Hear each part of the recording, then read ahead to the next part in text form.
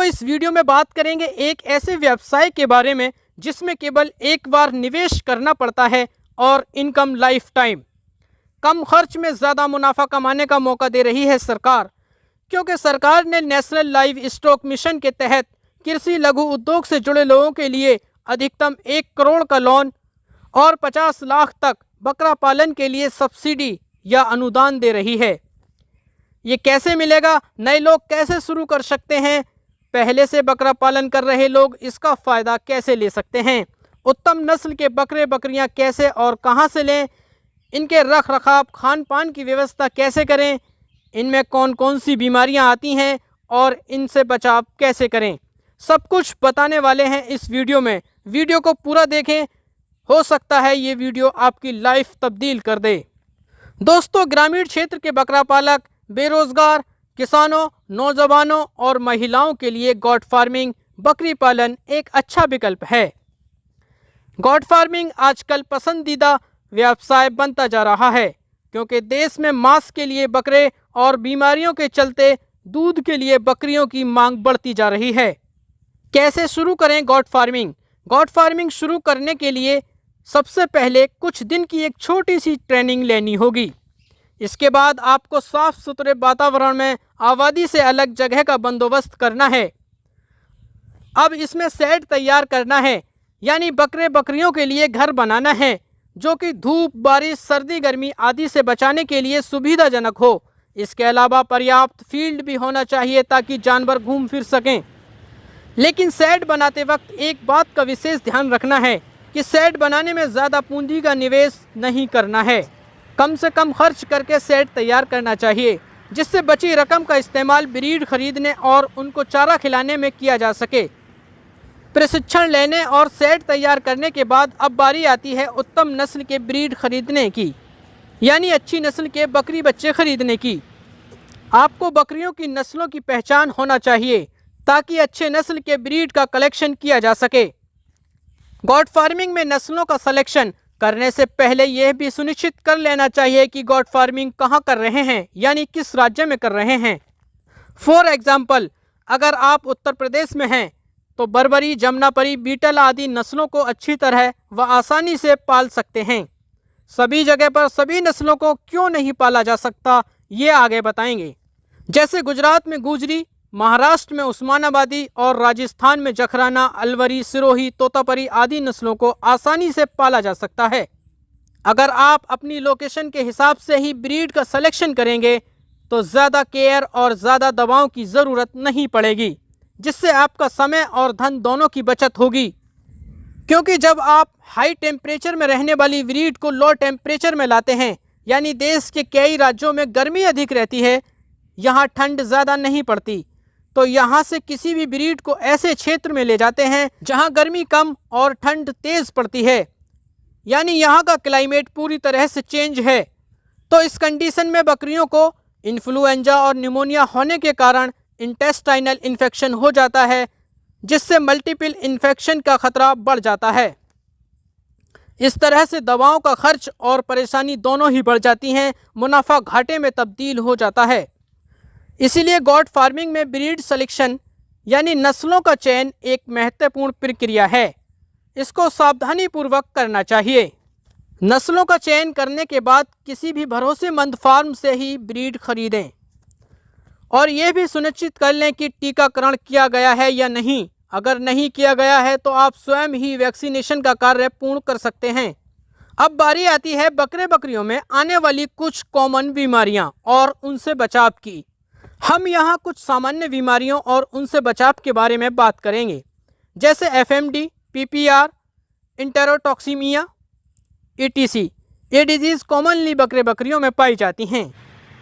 FMD यानी foot and mouth disease, इसे पैर मुंह की बीमारी कहते हैं। इस रोग में पैर मुंह दोनों इकट्ठे ही संक्रमित हो जाते हैं।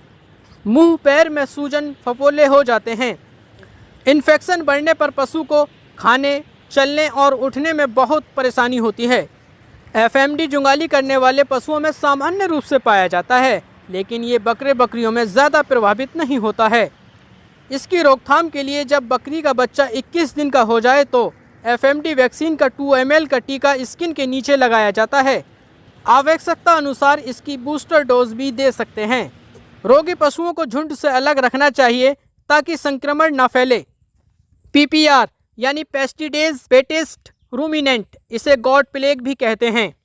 ये जुंगाली करने वाले छोटे जानवरों में होता है। इस रोग में पशु को तेज बुखार, आंख नाक से स्राव, मुंह में इन्फेक्शन, दस्त और सांस लेने में परेशानी होती है।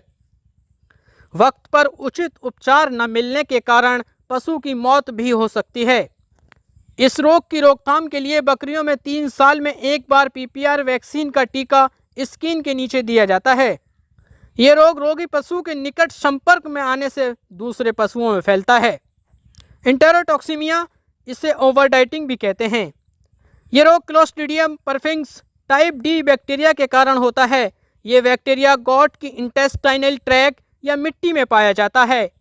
ये पशुओं की बड़ी आंत में विषाक्त पदार्थ का उत्पादन करता है। ये बच्चों में ज़्यादा प्रभावित होता है। इसके कुछ प्रमुख लक्षण जैसे भूख कम लगती है, पेट में परेशानी होती है, पानी जैसा दस्त, ये खूनी भी हो सकता है। ये बीमारी इतनी घातक होती है कि पशु की अचानक ही मृत्यु हो जाती है। इस रोग की रोकथाम के लिए क्लोस्ट्रीडियम का टीका टिटनस ऑक्साइड के साथ भी दिया जा सकता है। ये साल में एक बार स्किन के नीचे दिया जाता है। इन सभी वैक्सीन की कोल्ड चेन मेंटेन करना ज़रूरी है। अब बारी आती है बकरियों के चारे की।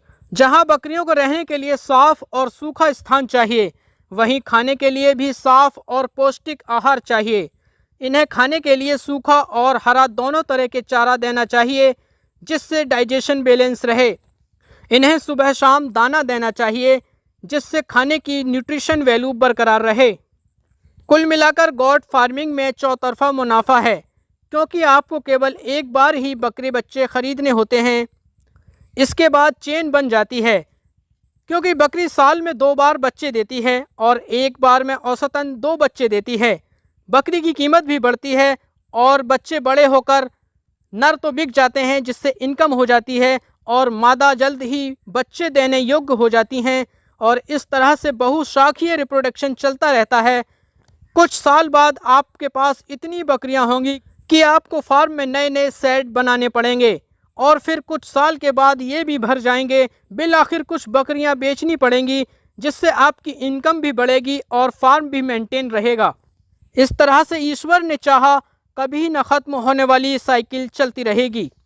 यही कारण है कि गॉट फार्मिंग में परचेसिंग कॉस्ट केवल एक बार आती है, फिर इसके बाद सिर्फ बार बार इनकम ही इनकम आती है।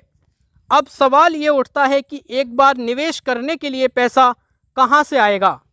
दोस्तों, इस समस्या को दूर करने के लिए भारत सरकार ने एक योजना शुरू की है, जिसका मकसद जानवरों की अच्छी ब्रीड को डेवलप कर देश में एग्रीकल्चर से जुड़े लघु उद्योग को बढ़ावा देना है, जैसे पशुपालन और चारा डेवलपमेंट आदि।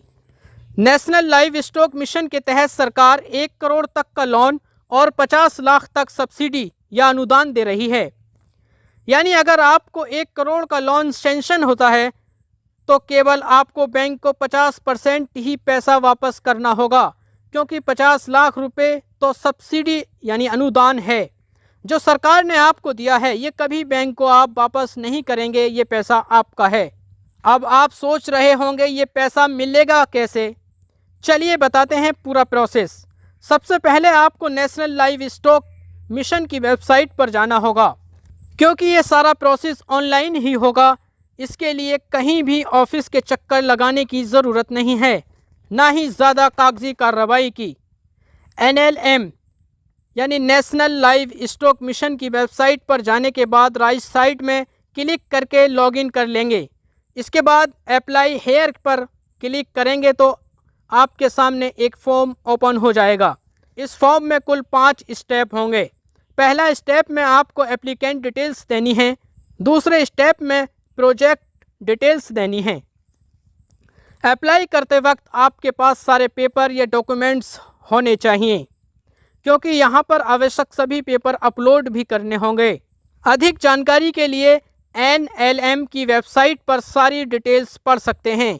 यहाँ पर सब कुछ दिया गया है, जैसे कौन कौन से पेपर्स चाहिए, कितनी लैंड रिक्वायरमेंट है, एलिजिबिलिटी क्या है, किसको ये मिल सकता है, ये सब कुछ आपको NLM की वेबसाइट पर मिल जाएगा। तीसरे स्टेप में आपको बैंक अकाउंट डिटेल्स देनी है जिसमें आप पैसा लेना चाहते हैं। चौथे स्टेप में आपको डॉक्यूमेंट्स अपलोड करने हैं। पाँचवें स्टेप में सबमिट एप्लीकेशन, ये आखिरी स्टेप है। अब आपका फॉर्म सबमिट हो जाएगा। इस तरह से आपका फॉर्म भर चुका है और फाइल कंप्लीट हो चुकी है। अब ये एप्लीकेशन भारत सरकार को चला जाएगा।